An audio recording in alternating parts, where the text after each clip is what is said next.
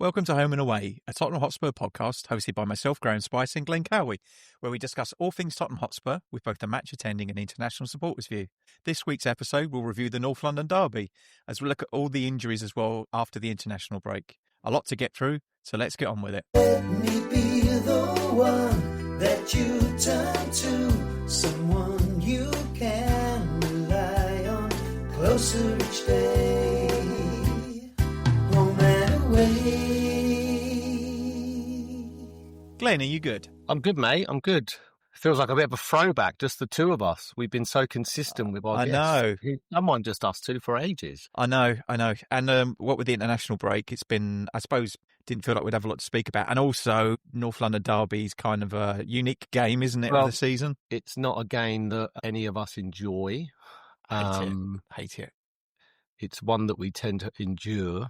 I suppose it does mean that if you do force yourself to watch it, at least when you do win, it's a really nice surprise, but it doesn't happen that frequently. We haven't won there since we went 2-0 down under Redknapp.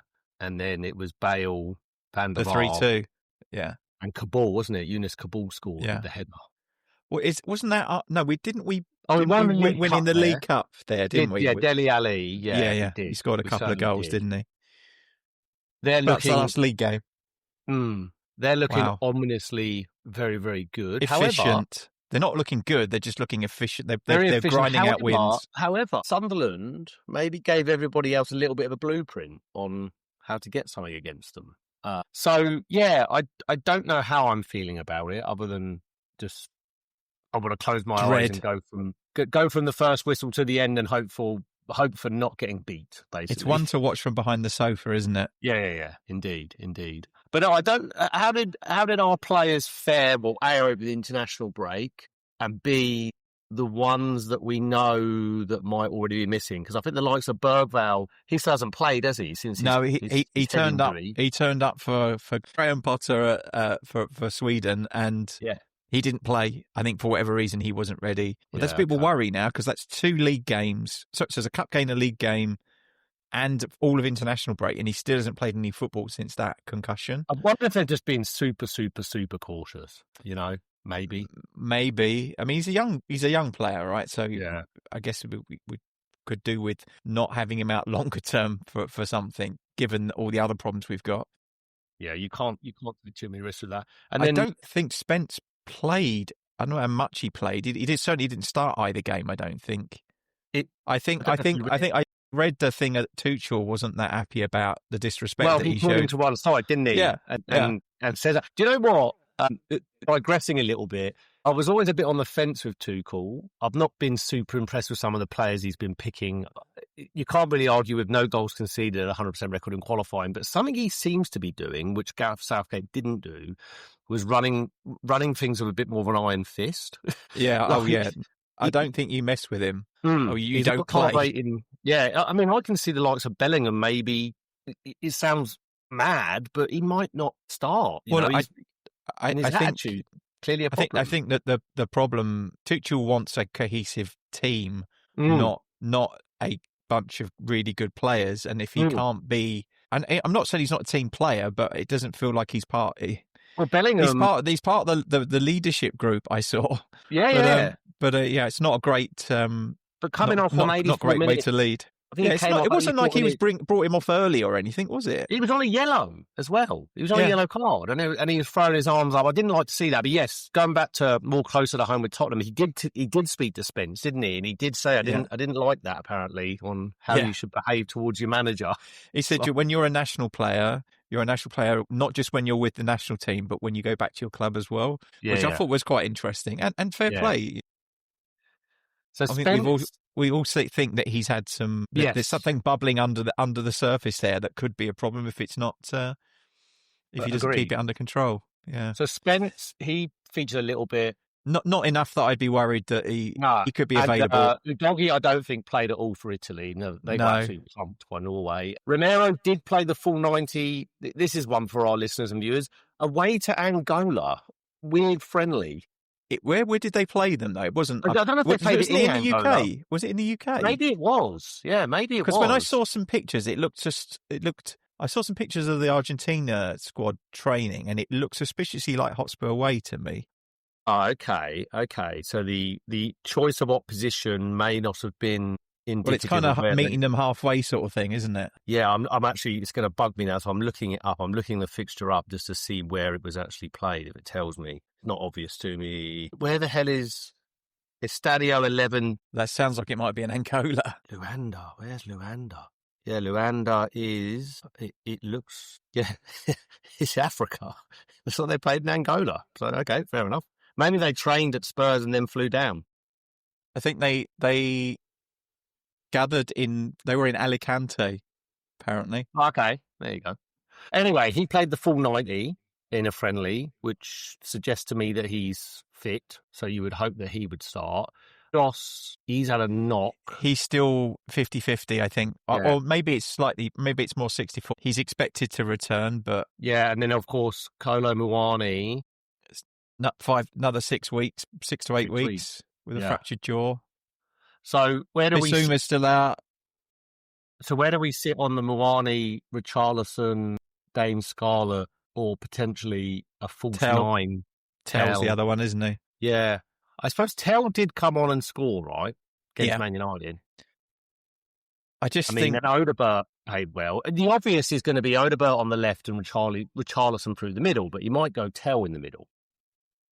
I guess it depends a lot on what kind of the way he wants to play against them, because Richarlison can make a nuisance of himself for the Arsenal back line. But it's almost you'd rather he did that down the left, right? Yeah, maybe. In terms of how he plays. When he served us well, it's been that. He's run the channels really well. He's just a pain in the arse to play against. But then you wouldn't drop Odegaard off of how he played. You have to start him. Yeah, I think it's a bit, and then they're quite a big. They've got quite a big back four, haven't they? Yeah. So maybe trying to match them for height isn't going to work. Maybe he'll go for Tell and we try and play slightly differently. Xavi needs to have a game of games, really. Yeah. I mean, he could get lost in that midfield otherwise, couldn't he? Quite easily if he doesn't. You're starting to see it more, I think, with him. And I felt really sorry for him when he's had to come off due to the red card and stuff. Yeah. In Champions League. But I think he needs to really get on the ball and dictate things, because we've not seen it, have we? And then when you're missing the likes of Maddison and Kulusevski, you really see it. If he doesn't have a good game, that's it. That's the only creativity we really have in the midfield. I think my worry will be what we have behind him. How do we get him the ball? How do we find those passes that bring him into play? Because that's the bit we've struggled with. Like that Chelsea game, we just never got the ball to him. He was either just marked out, or all of the kind of the passing lanes were all blocked off by the midfield. So it's something we need to figure out if we're really going to progress. Udogie makes us a better team on the left, right? Yes, I think 100%. So, if he's playing, for me, it'll be him on the left, Porro on the right, Van der Ven, Romero. There's your back four.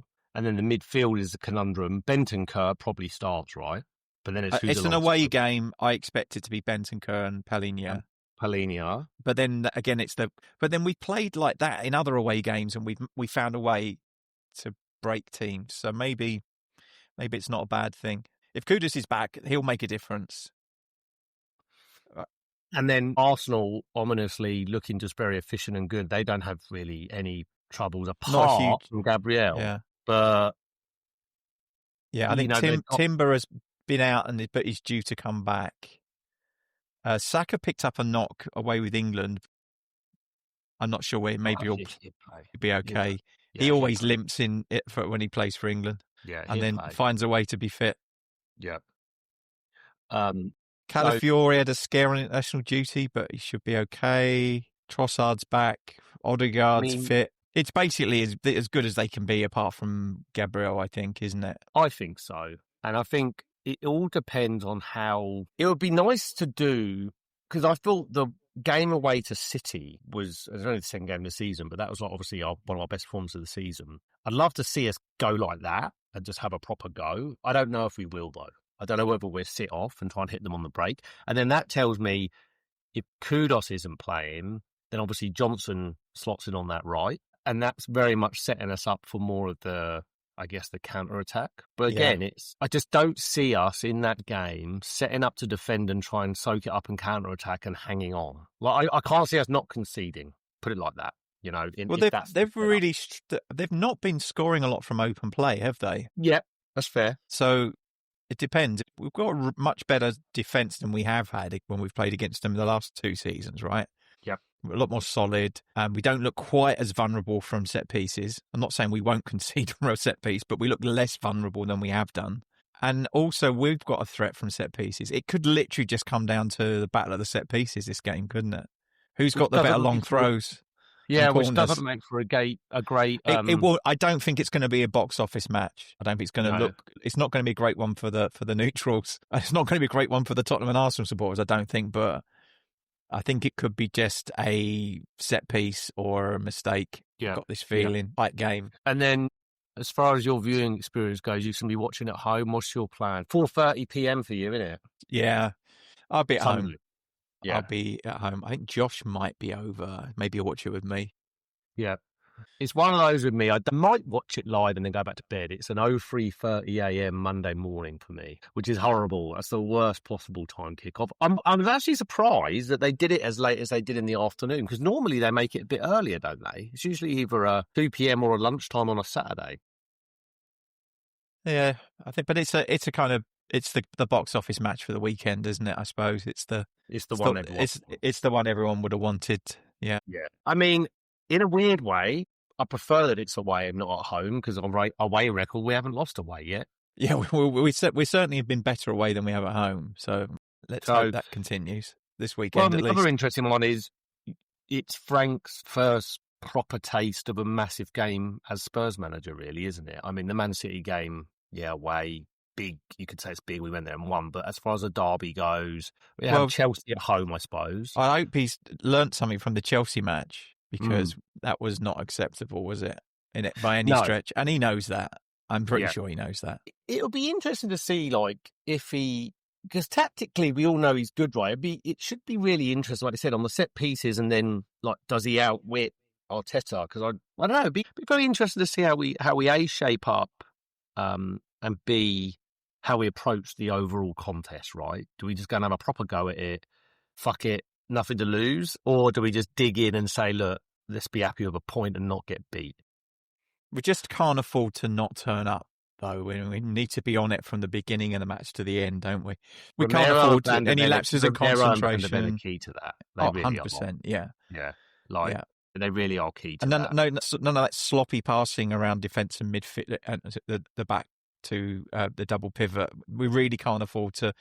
They don't need our help to set them up for goals, right? Well, case in point, things like what Xavi did. That was a Chelsea game, wasn't it? When we basically gave them one. None of that. None of that. We really, if we can not give them any chances, and they have to make them for themselves. They've proven that that's been a struggle for them this season, and then maybe we've got a chance. Maybe we nick one and. Well, what's mad is come away with something. There's a big if we somehow go there and win, we're only with the close gap, we're 5 points behind them. I'm not saying that means that we're going to be in a title race or anything, but it does show you how tight it is from like 9th all the way up to 2nd. Really, everyone's been. Really I mean, Arsenal dropped 2 points against Sunderland, didn't they? Yeah. So mind you, that's as bad as it's got for them this season. But like Liverpool have been really poor this season. They've dropped. I think they've lost more games this season than they did last season already. And Man City haven't won. They've been okay. I think they're starting to find their feet a bit, but they didn't have a great start. Man United are improved, but they're still miles off being championship contenders. I don't think Chelsea are anywhere near good enough to mount the title challenge either. It looks like it's all on Sunderland. Yeah. You know what's funny? And I did not think they would be as high as they are at this stage of the season, but I did have them as a surprise package. I did think they'd do I thought they'd do okay, but they're exceeding all expectations. I think it's very clear. I think the guy gets on my nerves, but I thought Xhaka was a really shrewd bit of business for him. Yeah, I mean, a lot of proven experience in the Premier League. Yeah. So they've been a captain. Yeah. It was a smart purchase. they've far out kind of done so far this season most people's expectations. I always thought they'd do well though. But yeah, it's like you said, it's one of those games on Sunday or Monday for me that we never enjoy it. The last time we won there was obviously 2010, I think it is, in the league, that is. So that's 15 years, almost 15 years to the day, I think, because I remember it being a November fixture. And the reason I remember that is because I flew to England from Denver the following Tuesday or Monday for a Champions League game against Werder Bremen. It was that season that we were in Champions League as well under Redknapp. And of course, we got the win. And then we've beaten them. What was that League Cup game? Was that Dele Alli scored? That would have been quite more recent, isn't it? I can't remember. It was a Pochettino match. So it's probably like, is it like 15, 16 or 16, 17? Yeah, sounds about right. It's something like that.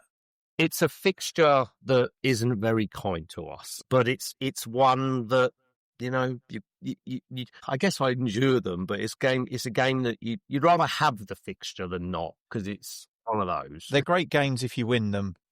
Correct. Otherwise, it's the worst game, right? And the only thing I'll say is it's a Sunday last game of the weekend, so at least they're not going to fucking ruin my entire weekend. They'll just ruin my Sunday night. Yeah. And the rest of next week and the week after that. So it's interesting. I've just looked it up. Yeah, the last time we won there in the league, 3-2, Bale van der Vaart ball, was on November 20th, 2010. So almost to this week. Years to the day. Yeah, quite weird. Wow. But look, I think it's one of those where I've seen far shitter Tottenham teams go to maybe arguably better Arsenal sides and maybe get a point, you know?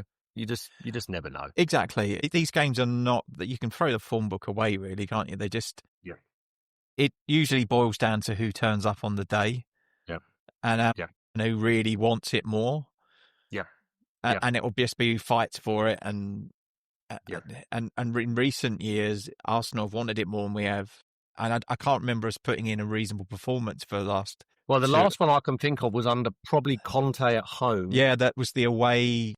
Sorry, not away. It was the season we made it into the Champions League, wasn't it? Correct, and they didn't at their expense. And then they've gone on a different trajectory. They might lose at Norwich, that one. Yeah.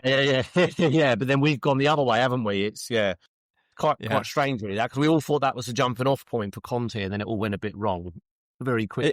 It's weird, isn't it, those kind of sliding doors moments, like the Man United match where we lost 3-0 to them, and that was we ended up with Conte after that because and they kept Ollie, and eventually they got rid of him as well. But it's kind of weird because neither of us fared very well out of that. Really, they've been on. They've had they've continued to hire managers, fire managers, as have we. We've had more success than they have in the last few years. And of course, first North London derby away at the Emirates, where we won't have to look and see Donna Cullen and Daniel Levy in the stands. Yeah. There is that. And also, there's been the first North London derby where our CEO won't have to find his way to the director's box. He'll know where it is. Yeah, exactly where to go. That's something that doesn't wear red. No red tie for Vinny. Yeah. There's also, I mean, there's a number of, we've taken other people from the background on the commercial side from them as well, I think. He's obviously cherry-picked people that he wanted to work with, that he'd worked with before. So it goes back to what we were talking about, I think, with Stephen Price's episode a couple of weeks ago. Stupid things like the Champions League, they want to make it for the fans. They know you've got 4 home games. Just make that available to a season ticket holder, right? Like, just bake that in. Or do something like, you have to go and buy it because you're a season ticket holder, you get it for 15 quid or something, you know? They need to pivot. They keep saying this stuff. We're for the fans. We want a connection to the fans. Then start to behave that way, you know, with commercial decisions that make sense. I saw an interesting recording. I think it was Oso Spurs, and they were talking about the financial aspects of this. And they were saying, actually, it was about 50,000, for instance, for the Copenhagen game. Wasn't it the category B, was it? Category C? Yeah. It was, our ticket would have been 61 quid or something like that. They worked it out that if they did what they did before, like 30 quid tickets and filled the stadium, in ticket revenue, they'd make less money than 50,000 at the 60. And actually, a lot of those empty seats were sold, or people hadn't turned up, maybe. But yeah, it was weird. I think I think finding that balance is key, isn't it? I mean, for the really big games, like the knockout games, charge what you want, and then people will go for those, especially for the big name teams. But for these kind of league phase tickets, like they've done before when we were at Wembley, for instance, they should price them competitively so that we fill the stadium and we get the atmosphere going. This stadium needs that atmosphere, and the best way to do that is to get everyone there. Yeah, having 20% of the stadium empty is not conducive to good. No, 100%. And I know you need the football on the pitch to be good as well for everyone to be entertained, but I feel like just looking around the stadium and seeing like so many empty seats, it's not great. You never had it at the Old White Hart Lane, did you? No, because there was about 4 seats. Sure, but it just made. But then you never at the old stadium. But also, there's probably 20,000 people who would have liked to have gone to those matches. Yeah, I mean, I don't remember how much we were paying for tickets then. Even it's gone up a lot in the last 5-10 years, right? Probably somewhere in a box. I've probably still got my ticket stubs, and I can probably find when I went to a Champions League game at the Old White Hart Lane. I want to say I paid about 25 quid. Wow, yeah. Which, it's pretty nuts how much it's changed in kind of 15 years. I had mine, I had it through my season ticket before, so you'd buy them and they'd go on the account, so you wouldn't. Yeah, it wasn't like real money, was it? Yeah. So you probably indeed. Yeah, it's very weird. Well, a shout out to an ex-Spur in Troy Parrott. We were talking about him off air. It's one of those, I think, if he was on loan still, you'd all be very excited. Oh, we get to have him come back. But because we sold him, I think there's an air of, because he's homegrown, because we need a striker potentially, is there a possibility that we look at bringing him back? Or you had a differing view, is he that good? The gaps he did it in and the league he's doing it in, do you have your doubts that he's not going to do that in the Premier League anyway? I have a feeling by this time next season he will be a Premier League player. Sure. So maybe after the summer window, he will be back in England playing for a Premier League team. Yeah. Do I think it will be us? I don't think it shows a great deal of ambition if we do get him. If we want someone to be a squad player for rotation, maybe. But then we've got a number of players that I think probably on their day are better than him anyway. Yeah. And some that aren't. Yeah. But and it also means that we've got other young talent coming through as well that would block another route for one of them to come through if they are going to come through. And I would like to see us go out and spend more money and buy someone better than Solanke. The other one I saw in the news today was Ferran Torres? Yeah. Was he at Man City? He was, yeah. Yeah, and then he left, didn't he? Yeah. And then also, and I've talked about this on the last episode or the one before that, I saw on BBC Sport My Morning that there is a release clause for Semenyo. It's in his new contract. It's 65 million for the first 2 weeks of January gets him out. So, but then it gets him out to Liverpool probably, right? But this is it. This is my concern. Salah is going to go. But then there's also talk of the reason that because the AFCON starts, but Ghana didn't qualify. So he's Ghanaian, as is Kudus. So that's also. Did you see the thing I sent you about Nigeria didn't qualify? Right, that was so funny. So I'd love the statement from the manager. They were doing voodoo. The Democratic Republic of Congo, or Dr. Congo, as I like to call them, were doing voodoo. Yeah, lovely, so funny. African football is finest. Well, like I said about it's another world, isn't it? It's a totally different world. Oh, and our listeners and viewers should go and find it.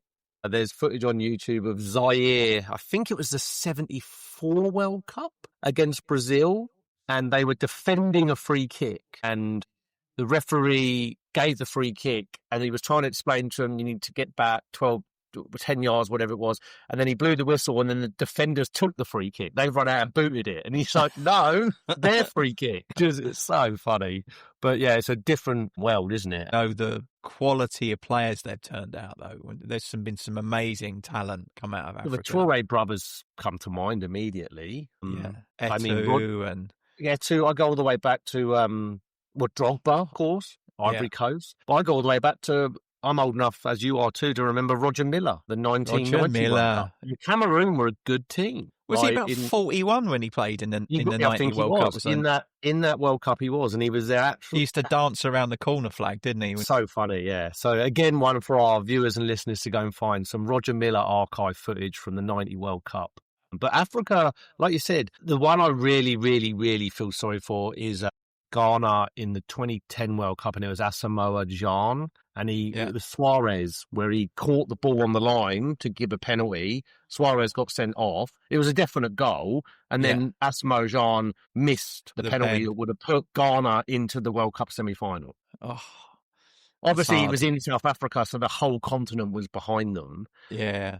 It would be nice to see an African team do well and like come, but it was a bit like when in Qatar, was it Morocco made it a long way through, and all of the North African countries were behind them. My taxi driver is an Egyptian, and they were like, I'm gonna really get you home quick tonight because I want to get back and watch the match. They were really, that was really cool.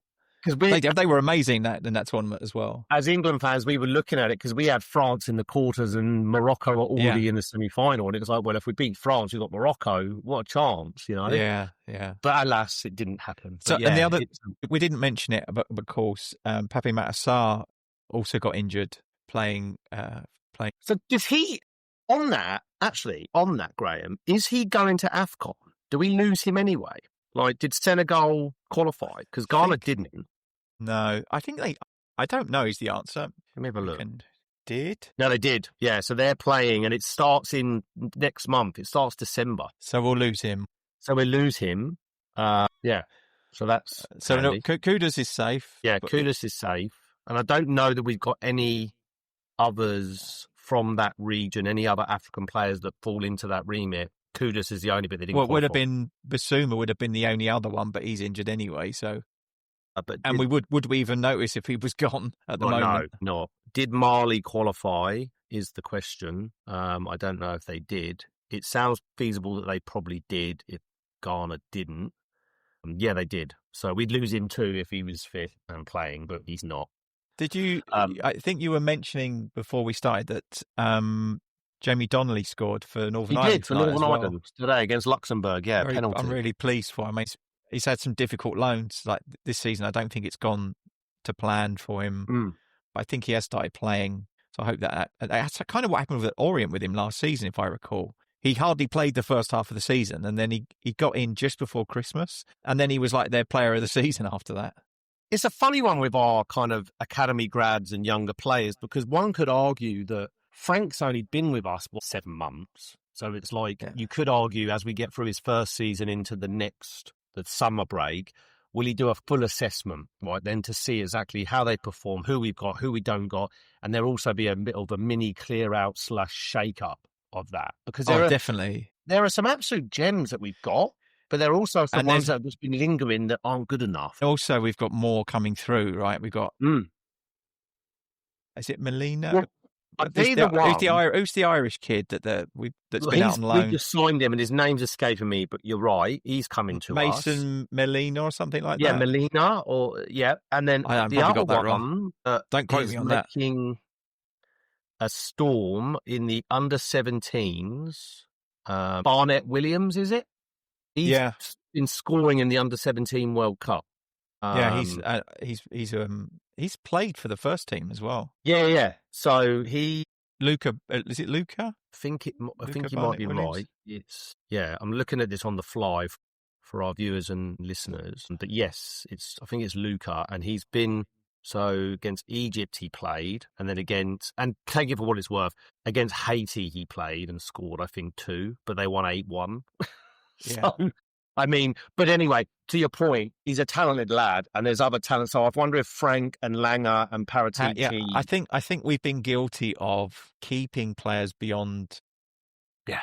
Like, I think Scarlett's a good example where I think if he was going to make it at Tottenham, it would have happened by now. And I know that everyone always goes back to the kind of Harry Kane example, but I think Harry Kane had about 3. He was at Millwall, Leicester, and Norwich. Orient, and Norwich as well. Norwich. So like he had 4, but that wasn't like 4 full season loans, I don't think. But and then he kind of broke in, and he only needed 2 or 3 games to prove his worth. Scarlett's played a few games for us. He has scored a couple of goals, but I still and he. The thing with him is, and we've covered this before, you and I, but things tend to happen when he comes on. Like he won the penalty that Richarlison missed.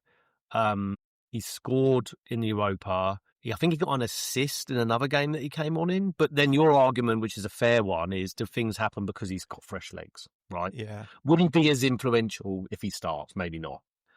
But I think, like you, I'm a bit of a romantic when it comes to English players for Spurs and homegrown players in particular from the area. If I'm honest, I don't love seeing a starting 11 only featuring 1 or 2 Englishmen, you know, or no grads from the club. You know, I like to see. Ironically, they get a lot of pelters for what they spend, but Man City actually do it pretty well with grads who they have come through, the likes of Foden, Rico Lewis. There's 1 or 2 others that have come through. McAtee, who I think was loaned. I think he's at Forest now, or maybe they've signed him. But my point is, they tend to produce a lot from their academies, and they get a good chance and a good shout in the first team, whereas we don't seem to do that for whatever reason. Yeah, we've struggled to get to really fix that whole loan thing, haven't we? So we've still got, obviously, Mikey Moore looks like he's starting to come good at the other Rangers. Day, Jan Min Hook's having a good season at Portsmouth. Yep. He scored for them and he's been effective. Alfie Devine, he's at Preston. I've not heard a lot about him there.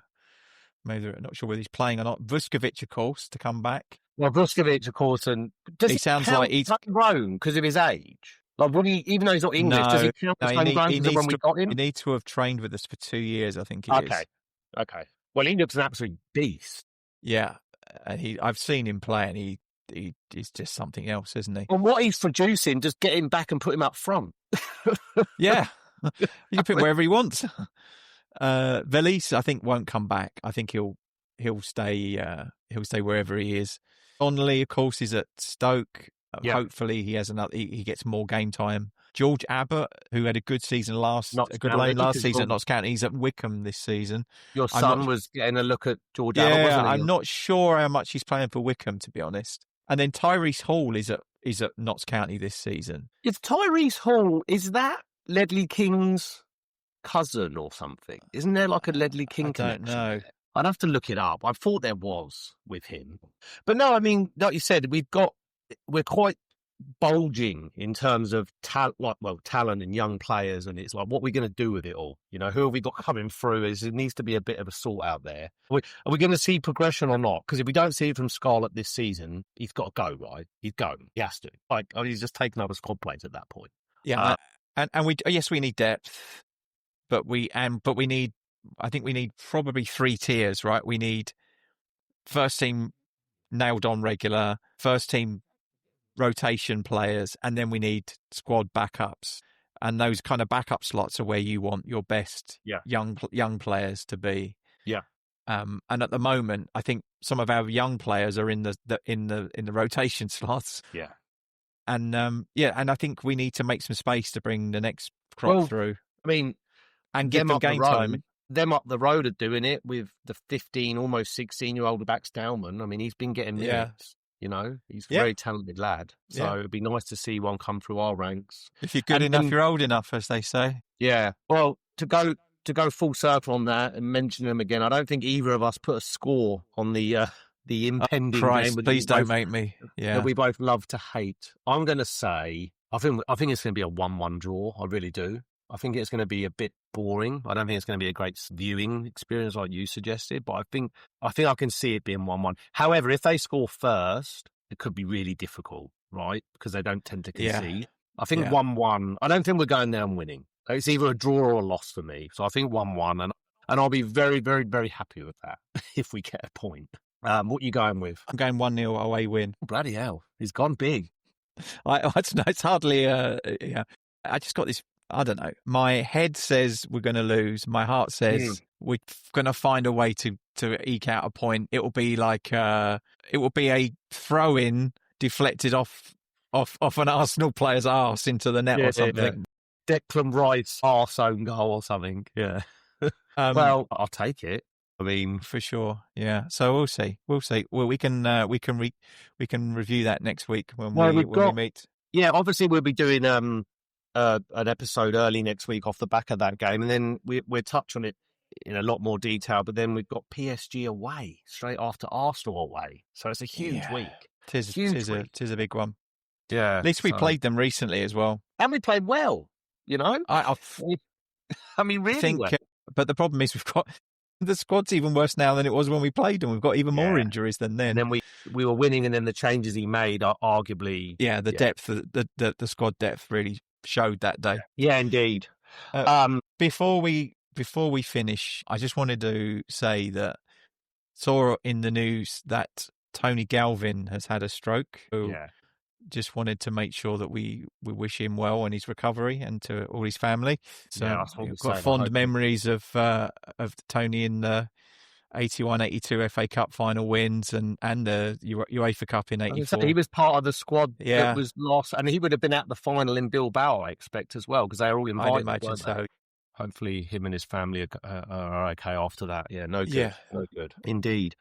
Well, I had not a great deal else. I've got some work to get done now. You've got an edit to do and bed, I expect. Edit and bed.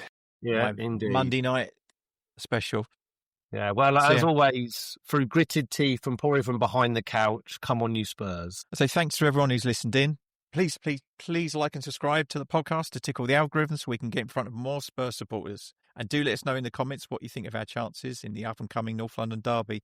Be really keen to see what you think. And to close us out, as Glenn said, come on, you Spurs. Let me be the one that you turn to, someone you can rely on, closer each day.